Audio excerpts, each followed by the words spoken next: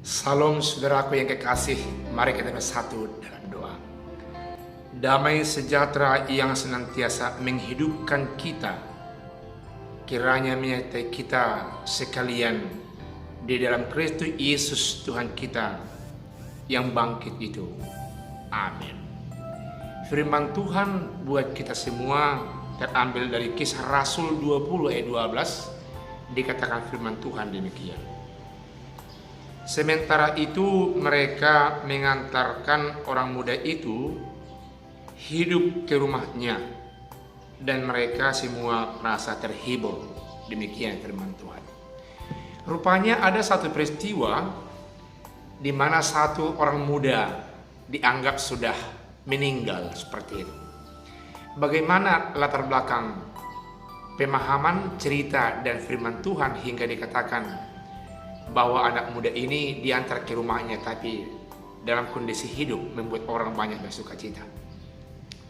Tepatnya di Troas, Paulus berencana mau mengadakan perjamuan memecah-mecahkan roti sebagai simbol persekutuan orang-orang percaya, sebagai simbol kesatuan dalam Kristus Yesus Tuhan kita, karena Yesus memberikan satu peringatan dan pengajaran, perbuatlah ini jikalau kamu mengingat akan aku.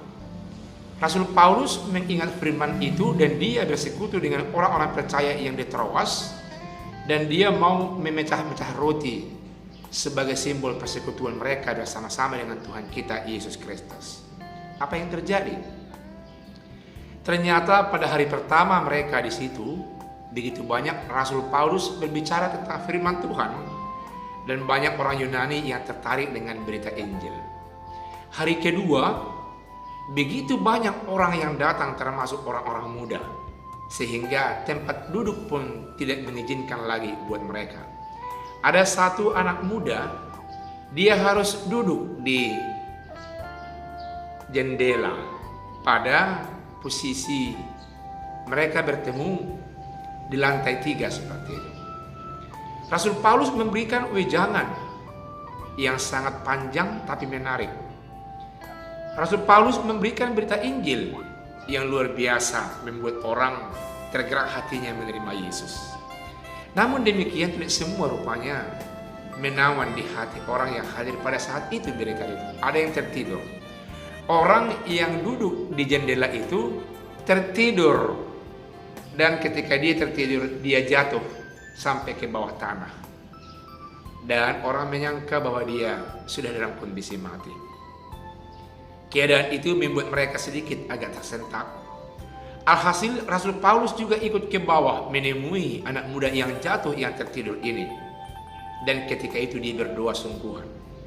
Rasul Paulus minta tanda mujizat, minta penyembuhan kepada Tuhan, dan dia menimpakan dirinya di atas anak muda yang sudah dianggap oleh orang banyak meninggal ini. Apa yang terjadi saudaraku yang dikasih? Ternyata setelah Rasul Paulus berdoa sedemikian rupa, berdoa dengan sungguh dengan tulus dari hatinya, anak muda itu ternyata hidup. Keadaannya sungguh membuat orang bersuka cita.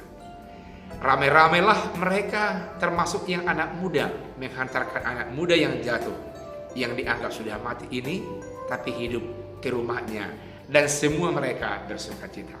Saudaraku yang kekasih, banyak peristiwa dasar yang melingkupi kehidupan orang-orang percaya yang setia, yang bergantung kepada anugerah dan kekuatan Tuhan. Tanda mujizat yang tidak masuk akal manusia, tapi faktanya jelas, sungguh-sungguh membuat orang menjadi percaya, menerima Yesus Kristus sebagai Tuhan. Biarlah Yesus Kristus yang penuh dengan kedahsyatan, mujizat, kekuasaan, damai sejahtera itu menyertai kita, menghidupkan rohani kita, menghidupkan semangat pemberitaan berita sukacita dari kita kepada orang lain. Amin, kita berdoa. Terima kasih Allah Bapa yang baik, yang senantiasa menghidupkan persendian iman percaya kami, yang senantiasa menghidupkan persendian tubuh kami. Kami mau tetap hidup bersama Tuhan.